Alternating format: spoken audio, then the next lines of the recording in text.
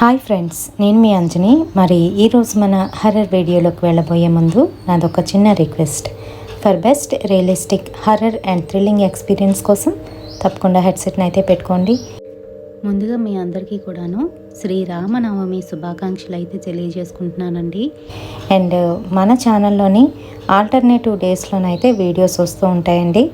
తప్పకుండా అది గమనించుకోగలరు. అది కూడా రాత్రి 7 గంటలకి.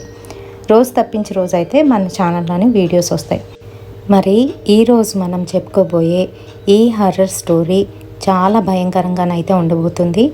అందుకనే వీక్ హార్ట్ ఉన్నవాళ్ళు, అలాగే 18 బిలో ఉన్నవాళ్ళు దయచేసి ఈ వీడియోని ఇక్కడితో ఆపేసేయండి. మిగతా వాళ్ళందరూ కూడా చూడొచ్చు.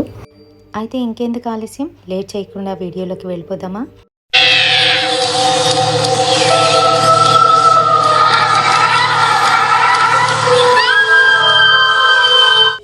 మరి మీ అందరినీ కూడాను నేను ఒక 80 సంవత్సరాల క్రితంకి అయితే తీసుకువెళ్ళబోతున్నాను.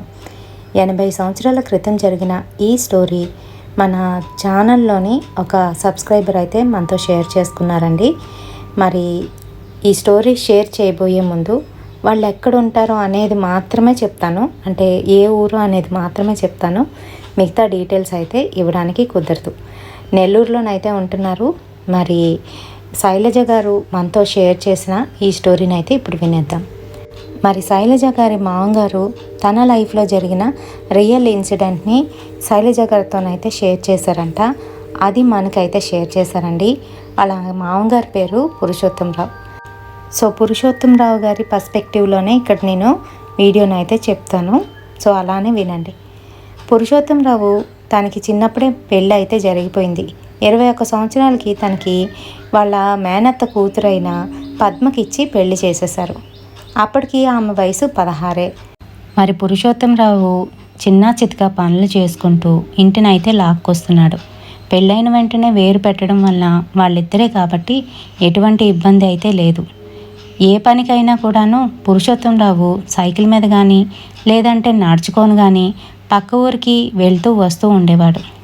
మరి పక్క ఊరికి వెళ్తున్న పురుషోత్తంరావు తన పని పూర్తి అయిన తర్వాతే మళ్ళీ ఇంటికి అయితే వచ్చేవాడు. అది కూడా డబ్బులతోని. ఇలా 10 సంవత్సరాలు అయితే గడిచిపోయింది.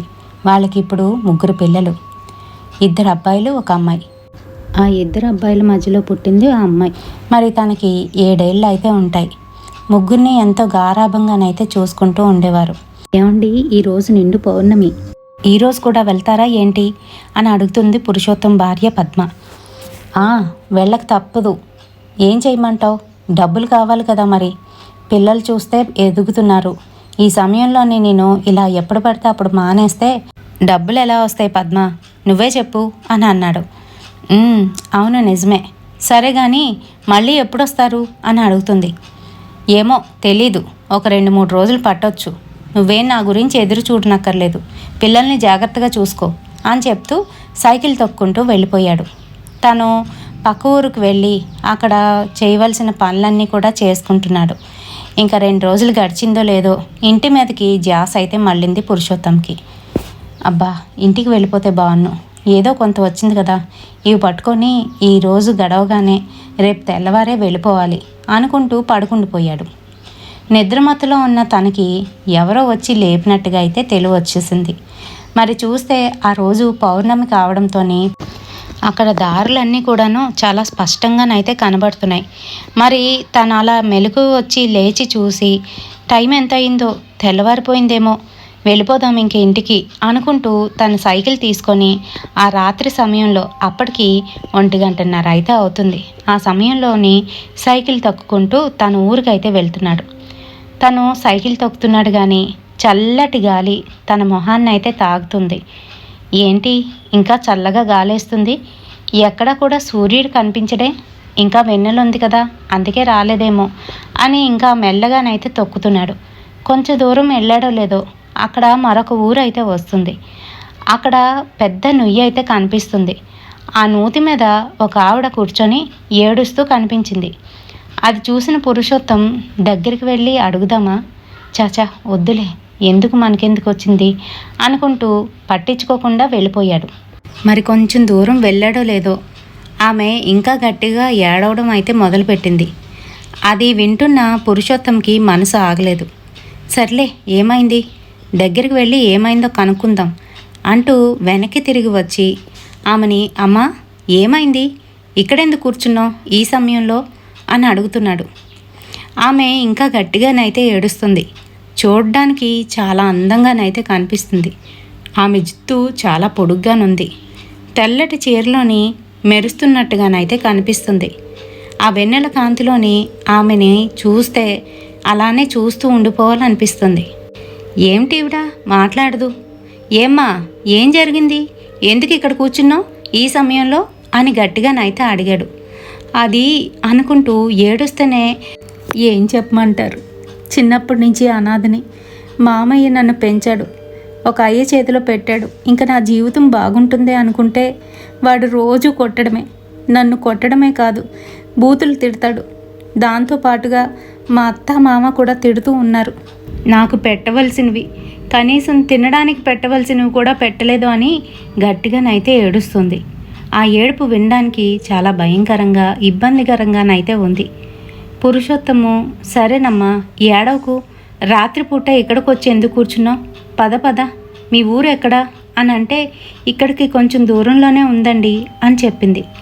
సరేనమ్మా అయితే నా సైకిల్ మీద ఎక్కి కూర్చుంటావా, నేను మీ ఇంటికి దేబెట్టేస్తాను అని అన్నాడు పురుషోత్తం. మరి తన చెంగుని తన తలపైన వేసుకొని పురుషోత్తం వైపే మెల్లగానైతే నడుచుకొని వెళ్ళింది. కొంచెం దూరం నడిచిన తర్వాత, ఇంకా సైకిల్ ఎక్కి కూర్చోమ్మా అని చెప్తూ సైకిల్ మీద అయితే కూర్చోమన్నాడు. సైకిల్ ఎక్కి కూర్చుంది. పురుషోత్తము సైకిల్ తొక్కుతున్నాడు. చాలా దూరం అయితే వెళ్ళిపోయారు. మరంతా కూడాను అడవి ప్రదేశంలాగా అయితే ఉంటుంది. ఎందుకంటే ఊరు నుంచి మరొక ఊరు వెళ్ళేటప్పుడు మధ్యలో అంతా కూడాను చెట్టు చేమ అయితే ఎక్కువగా ఉంటాయి. మరి అవన్నీ కూడాను దాటుకొని అయితే ముందుకు వెళ్ళిపోయాడు పురుషోత్తం. మరి కొంచెం దూరం వెళ్ళేసరికి అక్కడ ఒక ఏరు అయితే పారుతూ ఉంటుంది. మరి ఒక చిన్న దిబ్బని దాటుకొని ఆ ఏరు లోపల నుంచి నడుచుకొని వెళ్ళి ఆ తర్వాత మళ్ళీ అవతల నుంచి సైకిల్ తొక్కుకొని వెళ్ళవలసి ఉంది. ఇంకో విషయం అండి, అదేంటి అని అంటే, అది ఎండాకాలం కావడంతో ఆ ఏరు కూడాను పెద్దగా పారట్లేదు. ఇప్పుడు సైకిల్ అందులో నుంచి నడుపుకొని వెళ్ళిపోవచ్చు. అయితే అలా నడిపిస్తున్న పురుషోత్తంకి ఒక్కసారిగా వెనకంతా కూడా బరువుగానైతే అయిపోయింది. తను ముందుకు తొక్కుతూ ఉంటే చాలా కష్టం మీద సైకిల్ ముందుకైతే వెళ్తుంది. ఎంత గట్టిగా సైకిల్ని పెడల్ని వేస్తున్నా కూడాను అది ముందుకైతే వెళ్ళట్లేదు. చాలా బరువుగానైతే ఏదో పెడితే, మూట ఏదైనా పెడితే ముందుకు ఎలా సైకిల్ కదలదో అలా అయితే అనిపిస్తుంది. ఇంకా పురుషోత్తంకి కొంచెం కొంచెంగా భయం, ఇంకా అలాగే గుర్తొస్తుంది. అదేంటి అనంటే, ఆ దారిలోని రాత్రిపూట దయ్యాలు సంచరిస్తాయనే విషయం గుర్తుకు వచ్చింది. అంతే మరి, ఇంకా ఆ సైకిల్ ఎప్పుడైతే ఆ ఏటు మధ్యలోకి వచ్చిందో అక్కడికి రాగానే సైకిల్ దానంతట అదే ఆగిపోయింది. ముందుకు వెళ్ళలేకపోతున్నాడు. సీటు మీద నుంచి దిగి వెనక్కి చూడకుండా సైకిల్ని అయితే కిందన పడేశాడు. అలా పడేసి తనైతే తిట్లు అందుకున్నాడు. ఇంకిష్టం వచ్చినట్లుగా తన నోటుకొచ్చిన బూతులన్నీ కూడా తిడుతున్నాడు. నువ్వు ఎవరితివే, ఎందుకే నా పక్కన వచ్చి కూర్చున్నావు, ఏం చేద్దామనుకుంటున్నావే, ఎక్కడికి తీసుకెళ్ళిపోదామనుకున్నావు అని ఇంకా ఇష్టం వచ్చినట్టు తిడుతూ ఉంటే, ఈలోగా వెనక్కి తిరిగి చూడకుండా అది కూడాను ఏవో మాటలు ఆడుకుంటూ, ఎందుకురా నన్ను ఇక్కడి వరకు తీసుకువచ్చి ఇక్కడ ఎత్తేసావు, మర్యాదగా నన్ను తీసుకెళ్తానన్నావు, తీసుకెళ్తావా తీసుకెళ్ళవా అని అంటుంది. ఆ మాటలు విన్న పురుషోత్తంకి కాళ్ళు చేతులు వణికిపోతున్నాయి. అయినా కూడాను భయంని అణిచిపెట్టుకొని బయటికైతే గంభీరంగాను తిట్లు అయితే తిడుతూనే ఉన్నాడు. తిట్టుకుంటూ సైకిల్ని అయితే ఒకసారి కుదిపి పైకి లేపి ఇంకా వెనక్కి తిరిగి చూడకుండా ముందుకైతే వెళ్ళిపోతున్నాడు. ఇంకా కొంత దూరం వెళ్ళిన తర్వాత అసలు ఇంకా వెనక్కి తిరిగి చూడకుండా దేవుణ్ణి తలుచుకొని ఇంటికైతే వచ్చేశాడు. అది అర్ధరాత్రి సమయం, పైగా పండు వెన్నెల అయితే కురుస్తుంది. వాళ్ళు తలుపులు వేసుకొని పడుకున్నారు. పద్మ పద్మ తలుపు తీ, నేను వచ్చాను అని చెప్తున్నాడు. వెంటనే పద్మ వచ్చి తలుపు తీసింది. ఏమండి ఇంత అర్ధరాత్రి వేళ వచ్చారు అని అంటుంది.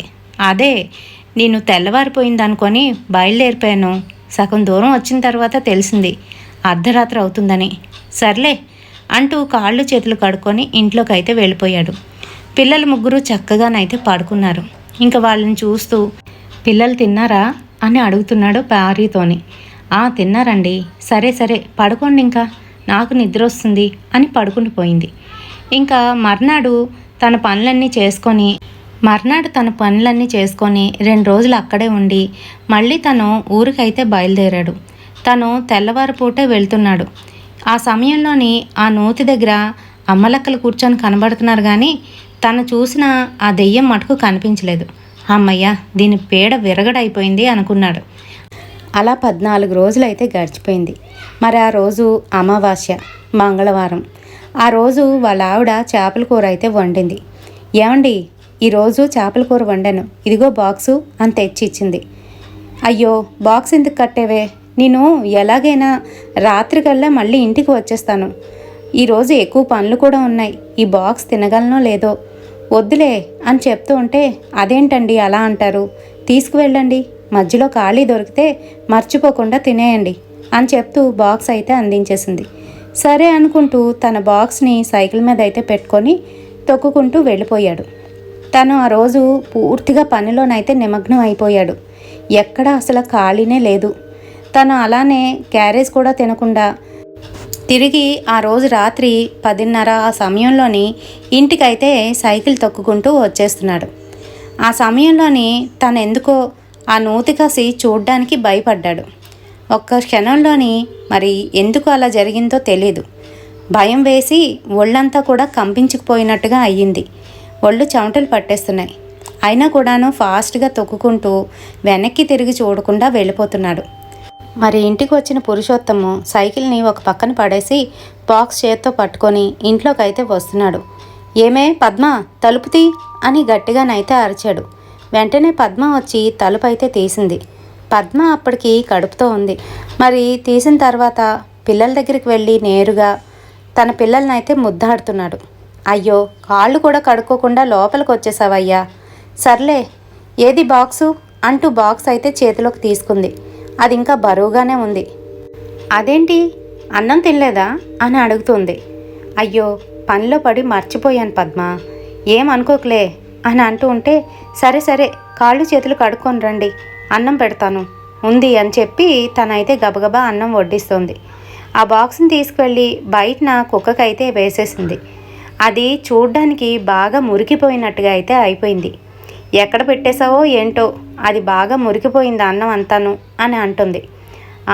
అటు ఇటు తిరగడం కదా, అందులోకి చేపల కూర కదా, ఏదో పడుంటుంది, అందుకే అది అలాగ అయిపోయింది అనుకుంటూ తను వచ్చి కూర్చొని అన్నం అయితే తినేశాడు. తను మళ్ళీ నేరుగా వెళ్ళి పిల్లల పక్కన అయితే పడుకున్నాడు.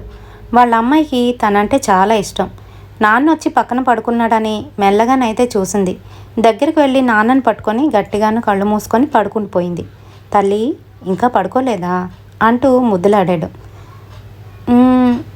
అంటూ నిద్రలోనే మూలుగుతోంది. సరే, ఇంకా తెల్లవారిపోయింది. మర్నాటి నుంచి ఏంటో వాళ్ళ అమ్మాయి విచిత్రంగానైతే ప్రవర్తించడం మొదలుపెట్టింది. మరి 7 సంవత్సరాల పాప అన్నం ఎంత తింటుంది? అయినా కూడాను ఎక్కువగా తినేస్తూ ఉండేది. 2 మనుషుల అన్నం ఒక్కరిదాయే కూర్చొని ఇంకా కావాలి, ఇంకా కావాలి, నాకు అన్నం పెట్టు అని మారం చేస్తూ ఉండేది. అంతేకాదు, మాట్లాడితే తనకు మాంసం కూర తినాలనిపిస్తుందని, మాంసం కావాలని గోల చేస్తూ ఉండేది. అంతేకాదు, వాళ్ళు పెంచుకున్న కోళ్ళని మెల్లగా పట్టుకొని ఎక్కడికో తీసుకెళ్ళిపోతూ ఉండేది. పిల్లలతో ఆడుకోవడం మానేసింది. ఒంటరిగా ఉంటుంది. చీకటి గదిలోని, అలాగే చీకటి పడిన తర్వాతే తను హుషారుగానైతే ఉంటుంది. తను ఎప్పుడూ కూడాను ఒక్కరిదాయి ఎక్కడికి వెళ్ళదు. అలాంటిది వాళ్ళ అన్నయ్య తమ్ముడు లేకుండానే ఊరి చివరన ఏటిగట్టు దగ్గరికి వెళ్ళి ఎప్పుడూ అక్కడే కూర్చుంటూ ఉండేది. అంతేకాదు, ఒకరోజు వాళ్ళ అన్నయ్య వెనకాతలే వెళ్ళి చూస్తే అక్కడ కూర్చొని పట్టుకెళ్ళిన కోడిని చంపేసి అక్కడే పరాపర నవిలి తింటుంది. ఆ దృశ్యాన్ని చూసిన వాళ్ళ అన్నయ్య భయంతోని వణికిపోతూ వెనక్కి అయితే వచ్చేశాడు. ఇంటికి వచ్చి విషయాన్నంతా కూడా వాళ్ళ అమ్మకైతే చెప్పాడు. రాని దాన్ని వచ్చాక శుభ్రంగా చిదగొడతా, పిచ్చి పిచ్చి వేషాలు వేస్తుంది అంటూ పద్మ అయితే కోప్పడింది. మరి ఇంటికి వచ్చిన పాపని పట్టుకొని, ఏంటే ఏం చేస్తున్నావు, మన కోడిపిల్లను పట్టుకొని ఏం చేశావు, నాటకాలు వేస్తున్నావా అంటూ తన మొహం మీద ఉన్న రక్తాన్ని చూసి శుభ్రంగానైతే కొట్టేసింది. మరి 7 ఏళ్ళ పిల్లని పట్టుకొని శుభ్రంగా కొట్టేయడంతోనో మరి ఇంక దేనితోనో ఆ అమ్మాయికైతే కొంచెంగా జ్వరం అయితే వచ్చేసింది. మరి ఎక్కడికి కూడా వెళ్ళనివ్వకుండా కట్టుదిట్టం చేసి ఇంట్లోనే ఉంచారు. రాత్రిపూట తను అందరూ పడుకున్న సమయంలోని లెగిచి బయటికి వెళ్తున్న సమయంలో కూడాను చూసి గట్టిగా కేకలు వేస్తూ తనైతే పట్టుకొని ఇంట్లోనే బంధించేశారు. మరి అలా 2-3 రోజులు అయిందో లేదో తను పూర్తిగాను జ్వరం పడి బాగా శల్యంలాగా అయితే అయిపోయింది. బక్క చిక్కిపోయింది. అసలు చూడ్డానికి మా అమ్మాయేనా ఏంటి ఇంత ముద్దుగా బొద్దుగా ఉండే పిల్ల ఇలా అయిపోతుంది అని పురుషోత్తంకి ఏమీ అర్థం కాలేదు. మరో పక్క భార్య కడుపుతో ఉంది. హాస్పిటల్కి వెళ్ళాలన్నా అప్పట్లోని మరొక ఊరికైతే వెళ్ళాలి. అక్కడ దగ్గరలో ఉన్న వైద్యుడికి చూపించి ఏదో మందు మాకు వేశారు. అప్పటికి కొంచెంగా కోలుకున్నప్పటికీ కూడాను మళ్ళీ మర్నాటికి జ్వరం అయితే ఎక్కువైపోయింది. పిల్ల కళ్ళు తెరవలేకపోతుంది. కళ్ళు పూర్తిగా ఎర్రగానైతే మారిపోయాయి. ఒళ్ళంతా బగబగ కాలిపోతుంది. ఒత్తుతూ వాళ్ళమ్మ అయ్యో నా వల్లనే ఎంత పని అయిపోయింది అని బాధపడుతుంది. కానీ నిద్ర మత్తులో పాప మెల్లమెల్లగా కలవరిస్తోంది. నేను రాను మా అమ్మ దగ్గరే ఉంటాను, నాకు భయం వేస్తుంది, నేను రాను అని అంటుంది. ఆ మాటలకి ఏమీ అర్థం కాలేదు. ఎందుకు ఇలా కలవరిస్తుంది అని అనుకున్నారు. మరి 2 రోజులు అయిన తర్వాత పూర్తిగా తల మీద ఉన్న జుట్టు అయితే ఊడిపోతుంది. ఎందుకు ఇలా అవుతుంది, పాపకి ఏమైంది అని భయపడిపోతున్నారు. అక్కడ ఉన్నవాళ్ళు కనీసం హాస్పిటల్కైనా తీసుకువెళ్ళండి అమ్మా అని సలహానైతే ఇచ్చారు. మరి వాళ్ళ మాట పుచ్చుకొని తన స్నేహితుడితో కలిసి పాపని తీసుకొని మరొక ఊరికైతే సైకిల్ మీద హాస్పిటల్కి వెళ్తున్నారు. సరిగ్గా ఆ నూతి దగ్గరికి వచ్చారో లేదో పాప ఎందుకనో మెలికలు తిరిగిపోతూ గట్టిగా ఊపిరినైతే వదిలేసింది. ఆ తర్వాత ఉలుకు లేదు పలుకు లేదు. పాపను లేపుతుంటే లెగట్లేదు. ఏమైంది నా చిట్టికి అంటూ సైకిల్ దిగి తనైతే ఎత్తుకొని పాపనైతే చూస్తున్నాడు. పాప అప్పటికే చనిపోయింది. ఏడ్చుకుంటూ వెనక్కి అయితే తీసుకువచ్చేశాడు. అంతా నా వల్లనే అని తల బాదుకుంటూ ఇద్దరునైతే ఏడుస్తున్నారు. ఆ రాత్రి సమయంలోని పాపని అక్కడి నుంచి తీసుకురావడం, ఆ తర్వాత మర్నాటి వరకు ఇంట్లోనే ఉంచి ఆ తర్వాతే అంత్యక్రియలు అయితే చేశారు. అంత్యక్రియలు పూర్తి అయ్యి 11వ రోజు దినకార్యం కూడా అయిపోయింది. ఇంటికి వచ్చిన వాళ్ళందరూ కూడాను పద్మకైతే జాగ్రత్తలు చెప్పారు. ఇంకా 2 పిల్లలు ఉన్నారు, జాగ్రత్త, నువ్వు కడుపుతో కూడా ఉన్నావు, నువ్వు జాగ్రత్త అని చెప్తూ అందరూ వెళ్ళిపోయారు. ఆ రోజు పద్మ పనులన్నీ చేసుకొని కొంచెం అలసిపోయి ఉండడంతో గుమ్మానికి ఎదురుగుంటా కొంచెం దూరంలోనైతే పడుకుంది. అంతే, తను పడుకుందో లేదో ఎవరో గుమ్మం దగ్గర నుంచి అమ్మా అని పిలుచుకుంటూ లోపలికైతే వచ్చింది. ఆ గొంతు సరిగ్గా తన కూతురు గొంతులాగా అయితే వినబడుతుంది. నా కూతురు వచ్చింది, చిట్టి.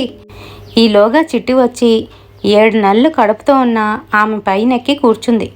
అమ్మా, నాకు భయం వేస్తుందమ్మా, అక్కడ నన్ను ఇలా చేశారు, నేను అక్కడ ఉండలేకపోతున్నాను, నువ్వు రా అమ్మా, నాతో రా అమ్మా అని పిలుస్తుంది బాధగా ఏడుస్తూ. వస్తానమ్మా, నేను నీతోనే ఉంటాను, నా వల్ల ఇలా జరిగింది, నేను మంచి తల్లిని కాదు అంటూ ఏడ్చేస్తుంది. గట్టిగా ఏడుస్తూ ఉంటే పక్కనున్న పురుషోత్తము ఏమైందే నీకు, అలా పడుకొని ఏడుస్తున్నావు అంటూ లేపాడు. చిట్టి వచ్చిందండి, మన చిట్టి నా మీద కూర్చుంది, ఇప్పటి వరకు ఇక్కడే ఉందండి అని చెప్తుంది. ఆ మాటలకి పురుషోత్తం కూడా ఏడుపు వచ్చేస్తుంది. ఏడవకు, మన చిట్టి చనిపోయింది కదా, ఇప్పుడు ఎలా వస్తుందే అని చెప్తున్నాడు. కానీ కాదండి, నిజంగానే ఉంది, మన చిట్టి చనిపోలేదు అని చెప్తుంది. ఆ మాటలు వింటూ ఉంటే తన పద్మ పిచ్చిది అయిపోయిందని అర్థమైపోయింది. ఇంకా పిల్ల పోవడంతో ఇలా అయిపోయి ఉంటుందని తను కూడాను ఏమీ మాట్లాడకుండా నిజంగానే చిట్టు ఉన్నట్లు మాట్లాడుతున్నాడు. ఇంకా అది మొదలు ప్రతిరోజు కూడాను రాత్రి 12-1 గంట ఆ సమయంలోని చిట్టి రావడం, తన మీద ఎక్కి కూర్చోవడం, తనతో మాట్లాడి రా అమ్మ వెళ్ళిపోదాం, ఇక్కడ ఉండొద్దు, నాతో వచ్చేయమ్మా అని పిలుస్తూ ఉండేది. ప్రతిరోజు కూడాను అర్ధరాత్రి అయ్యేసరికి ఇదే తంతు. ఇంకా మరి చిట్టి ప్రతిరోజు కూడా వస్తుంది, నాతో మాట్లాడుతుంది అని అందరికీ చెప్పడం మొదలుపెట్టింది పద్మ. చుట్టుపక్కల ఉన్నవాళ్ళు ఏంటి ఇలా మాట్లాడుతుంది పద్మ అని కొంతమంది పిచ్చెక్కిందేమో అని అనుకుంటే, మరికొంతమంది మటుకు లేదు లేదు, దీనంతటికీ కారణం ఎవరైనా చేతబడి చేసి ఉంటారు ఆ పిల్లకి, అందుకనే ఈ అమ్మాయికి మళ్ళీ కనబడుతుంది. ఆ పిల్ల కడుపుతో ఉంది కదా, ఈ పిల్లకి కూడా ఎవరైనా ఏదైనా చేశారేమో అని అనుకుంటూ ఉండేవారు. కానీ ఎవరు పురుషోత్తం ముందుకు వచ్చి మటుకు చెప్పేవారు కాదు. మరొక నెల 15 రోజులు అయితే అయిపోయింది. ఆ రోజు అమావాస్య. చిట్టి, అమ్మా, ఈరోజు నువ్వు నాతో రాకపోతే ఇంకెప్పుడు నేను ఇంటికి రాను, నీ దగ్గరికే రాను, నీకు కనిపించను అని గోల పెడుతుంది. వస్తానమ్మా, నీతోనే వస్తాను అంటూ నిద్ర మధ్యలోని లెగిచి ఆ రాత్రి సమయంలోని మెల్లగానైతే చిట్టిని పట్టుకున్నట్టుగా అలా పట్టుకొని వెళ్ళిపోతుంది పద్మ. పురుషోత్తము పూర్తిగా పనిచేసి రావడం, అలిసిపోయి ఉండడం వలన పూర్తిగా నిద్రలోకి అయితే జారుకున్నాడు. పద్మ అలా వెళ్ళిపోవడం అయితే చూడలేదు. పద్మ నడుచుకుంటూ తన ఇంటి తలుపుని తీసి బయటికి అయితే వెళ్ళిపోయింది. అలా ముందుకు నడుస్తుంది. తను కొంచెం ముందుకు వెళ్ళిందో లేదో ఆ వీధిలో ఉన్న కుక్కలన్నీ కూడా పద్మ కాస్త చూస్తూ గట్టిగా అరుచుకుంటూ పద్మ చుట్టూ చేరాయి. పద్మని ఎవరో తీసుకువెళ్ళిపోతుంటే వద్దు, వెళ్ళొద్దు, ఆగు అంటూ వాటి భాషలో చెప్తున్నట్టుగా అయితే ఆ పద్మ చుట్టూను తిరుగుతున్నాయి. కానీ పద్మ అవేమీ పట్టించుకోకుండా ముందుకైతే వెళ్ళిపోతుంది. మరి చాలా దూరం వచ్చేసింది. అక్కడ వాళ్ళ ఊరి శ్మశానం అయితే ఉంటుంది. అక్కడే ఈ చిట్టిని కూడాను పాతి పెట్టారు. మరి అక్కడి వరకు వచ్చిన పద్మకి కాళ్ళ కింద ఒక పెద్ద బండరాయి అయితే తగిలి ముందుకు పడిపోయింది. అంతే, కాళ్ళు మొత్తం చెక్కుపోయింది. ఆ నొప్పికి విలవిల్లాడిపోతుంది. కడుపుతో ఒకటి ఉందా, ఇంకా గట్టిగానైతే అరుస్తూ ఏడ్చేస్తుంది. మరి ఆ శ్మశానం పక్కనే ఒక చాకిరేవు అయితే ఉంటుంది. ఆ చాకిరేవు దగ్గర కొంతమంది అక్కడ ఏదో పనులు చేసుకుంటూ ఉన్నారు. ఆ సమయంలోని పద్మ అరుపులు విని పరిగెట్టుకుంటూ వచ్చారు. అయ్యో, ఎవరమ్మా నువ్వు, ఇక్కడికెందుకు వచ్చావు ఈ సమయంలో అంటూ లేవదీశారు. ఇంకా అప్పటికి పద్మకైతే ఏమీ అర్థం కావట్లేదు. ఎందుకు అక్కడికి వచ్చిందో కూడా అర్థం కావట్లేదు. అందులో ఒక ఆయనకి పద్మ బాగా తెలుసు. పద్మమ్మ, ఎందుకు ఈ సమయంలో ఇక్కడికి వచ్చారు, పదండి ఇంటికి వెళ్దాం అంటూ పద్మని తీసుకొని ఇంటికైతే దేబెట్టేశారు. మరి ఇంటికి వెళ్ళిన పద్మకి ఏం జరిగింది అని పురుషోత్తం అడిగితే తనేమీ చెప్పలేకపోతుంది. ఏడుస్తుంది. చిట్టి చిట్టి అని ఇంకా ఏడుస్తుంది. రోజు రోజుకి తన పరిస్థితి బాగా దిగజారిపోయింది. అంతేకాదు, ప్రతి క్షణం కూడాను చిట్టి నాకు కనబడుతుందండి, చిట్టి నన్ను తీసుకువెళ్ళిపోతానంటుందండి, చిట్టి నన్ను రమ్మంటుంది అంటూ మాట్లాడుతూ ఉండేది. ఇంకా అక్కడ చుట్టుపక్కల ఉన్న వాళ్ళకి బాగా అర్థమైంది. ఇదేదో చేతబడి లేదా అంటే ఏదో దయ్యం ప్రభావం కావచ్చు, అందుకనే ఇలా ప్రవర్తిస్తుంది. మీ అమ్మాయి కూడా అందుకే చనిపోయి ఉంటుంది. ఒకసారి తీసుకువెళ్ళు పురుషోత్తం, ఇలా వదిలేసావంటే నీకు ఇంక భార్య కూడా ఉండదు అని వాళ్ళు చెప్పేసరికి పురుషోత్తం కూడా పూర్తిగా అర్థమైంది. ఇదేదో దయ్యం ప్రభావమే అయి ఉంటుంది అని అనుకున్నాడు. వెంటనే వాళ్ళ ఊర్లో ఉన్న ఒక తాంత్రికుడి దగ్గరికి అయితే తీసుకువెళ్ళాడు. మరి అతను మంత్ర సాధనతో పాటు తాంత్రిక విద్యలు కూడా బాగా నేర్చుకున్నాడు. ఆ ఊర్లోని ఎవరికి ఏమొచ్చినా కూడాను అతనే బాగు చేస్తాడు. దెయ్యాలు పడినా, చేతబడులు చేసినా, ఇలాంటివి ఏవైనా కూడాను అతనే. మరి అలాంటి అతని దగ్గరికి తీసుకువెళ్ళేసరికి ఇంకా నేను రానుగాక రాను అని గట్టిగా అరుస్తూ కడుపుతో ఉన్న మనిషి వెనక్కి అయితే పరిగెడుతుంది. అందరూ కలిపి గట్టిగానైతే పట్టుకున్నారు. దగ్గరికి లాక్కొనైతే తీసుకువెళ్ళిపోయారు. వెంటనే అది చూసిన తాంత్రికుడు వచ్చి తన తల మీద అయితే చేయి పెట్టాడు. ఏవో మంత్రాలు చదివేసరికి తన లోపల ఎవరున్నారు ఏంటి అంతా కూడా అర్థమైపోయింది. తను అలా తీసుకువెళ్ళి ఒక ముగ్గులోనైతే కూర్చోబెట్టాడు. ఏవేవో మంత్రాలు చదువుతూ తన మీద అయితే విభూది ఇంకా కుంకుమ అయితే వేస్తున్నారు. ఇంక మొత్తానికి ఎవరు ఏంటి అని కనుక్కుంటే తన పేరు సావిత్రి. మరి వాళ్ళది వీళ్ళ ఊరు పక్కనే మరొక ఊరు, అది కూడా చాలా చిన్న ఊరు. ఆ ఊర్లోని కొత్తగా పెళ్ళయి సంతోషంగా సుఖంగా ఉందామని చెప్పి ఆ ఊరికైతే వచ్చింది. మరి భర్త మటుకు తన్ని సరిగ్గా చూసుకోకుండా రాచి రంపాలు పెడుతూ అత్తమామలు కూడాను తన్ని కొడుతూ తిడుతూ నానా ఇబ్బందులు అయితే పెట్టేసేవారు. ఆ అమ్మాయి అనాథ, ఎవరూ లేనిదయి. వాళ్ళ మామయ్య అన్నీ అయ్యి తన్ని పెంచి ఆఖరికి పెళ్ళైతే చేసేసాడు. మరి అప్పట్లోని త్వరగా పెళ్ళిళ్ళు అయితే చేసేసేవారు. అలానే ఇంకా అమ్మ నాన్న లేరు కాబట్టి 15 ఏళ్లకే పెళ్ళి అయితే చేసేసారు. మరి 15 ఏళ్ళ నుంచి ఒక 3 సంవత్సరాలు నానా కష్టాలు అయితే పడింది. ఇంకా అత్తవారింట్లోని కష్టాలు పడలేక ఒకరోజు వారు కొట్టిన దెబ్బలకి తట్టుకోలేక నూతిలో పడి చనిపోయింది. అందుకనే ఆ నూతి దగ్గర ఎప్పుడు కూడాను ఈయనకైతే కనిపిస్తూ ఉండేది. అలాగే ప్రతిరోజు కూడాను వెంటబెట్టుకొని వెనకాతలు అయితే వస్తూ ఉండేది. ఆ రోజు ముఖ్యంగా అమావాస్య అవ్వడం, దానికి తోడు చేపల కూర పట్టుకొని వెళ్తున్న పురుషోత్తమరావును అయితే చూసింది. మరి ఒంటరిగాను వెనకాతలైతే వెళ్ళింది. ఆ రోజు పురుషోత్తము లోపలికి వెళ్ళేటప్పుడు కాళ్ళు కూడా కడుక్కోకుండా లోపలికి వెళ్ళి పిల్లల్ని అయితే ముద్దాడాడు. మరి ఆ సమయంలోని తనకు చిన్న కూతురు చక్కగానైతే కనిపించింది. వెంటనే ఆమెని ఆవహించేసింది. మరి ఆమె చనిపోయిన నాటికి అప్పటికే 5 రోజుల నుంచి గొడవలు అవుతుండడం వలన ఇంట్లోనే తనకి తిండి తెప్పలు అయితే సరిగ్గా లేవు. అలా కడుపు మార్చుకొనే తనైతే ఆత్మహత్య చేసుకుంది. ఆత్మహత్య చేసుకున్న దానికి పిండ ప్రదానం కూడా సరిగ్గా చేయలేదు. తనకు చేయవలసిన ఆఖరి కర్మలు ఏవైతే ఉంటాయో అవి అస్సలు సరిగ్గా నిర్వహించలేదు. పైగా అలా చనిపోయిన సావిత్రి శవాన్ని బయటికి తీసి ఒక రోజంతా కూడాను అలానే వదిలేశారు. దానికి గల కారణం ఏంటంటే సాయంత్రం అయిపోయింది. వాళ్ళు దాన్ని తీయడానికి నానా పాటలు అయితే పడ్డారు. మరి ఇలా జరగడం వలన మరేంటో ఆమె ఒక ప్రేతగా మారిపోయి అక్కడే ఆ నూతి దగ్గరే రాత్రిపూట కూర్చొని ఏడుస్తూ ఉండేది. తిండికి మొహం వాచిపోయిన ఈ అమ్మాయి మీ పిల్లలో దూరి ఏవో తినకూడనివన్నీ కూడాను తింటూ చాలా ఇబ్బంది పెట్టేసింది. అలాగే కడుపులోని ఇబ్బంది అయ్యి మీ పిల్ల అనారోగ్యం పాలై చనిపోయింది. అలా చనిపోయిన మీ అమ్మాయిని తోడు పెట్టుకొని తనతో పాటే ఉంటూ తనలాగా రూపం మార్చుకొని మీ ఆవిడ దగ్గరికి వచ్చి మీ ఆవిడ్ని మభ్యపెట్టి ఏదో విధంగా తన్ని కూడాను తన లోకాలకి తీసుకువెళ్ళిపోవాలని చాలా చూసింది. కానీ దేవుడి దయ వల్ల మీరు ఇప్పటికైనా కళ్ళు తెరుచుకున్నారు అని ఆ తాంత్రికుడైతే చెప్పారు. మరి అదంతా విన్న నాకు ఒళ్ళంతా గగురు పుట్టేసింది. ఈ విషయాన్ని నా జీవితంలో ఎప్పటికీ మర్చిపోలేను అని చెప్పి మా మామయ్య వాళ్ళ పిల్లలతోని మాతోని కూడాను రాత్రి అయితే చాలు ఈ కథని చెప్తూనే ఉండేవాడు.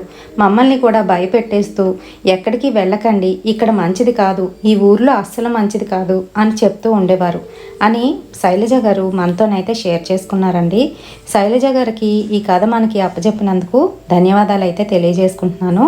మరి రేపటి హర్రర్ వీడియోతోని మళ్ళీ కలుద్దాం. రేపంటే రేపు కాదండోయ్, ఎల్లుండి అంటే రోజు తప్పించి రోజు కరెక్ట్గా సాయంత్రం 7 అవ్వగానే గంట కొట్టినట్టు మన వీడియోస్ అయితే వచ్చేస్తాయి.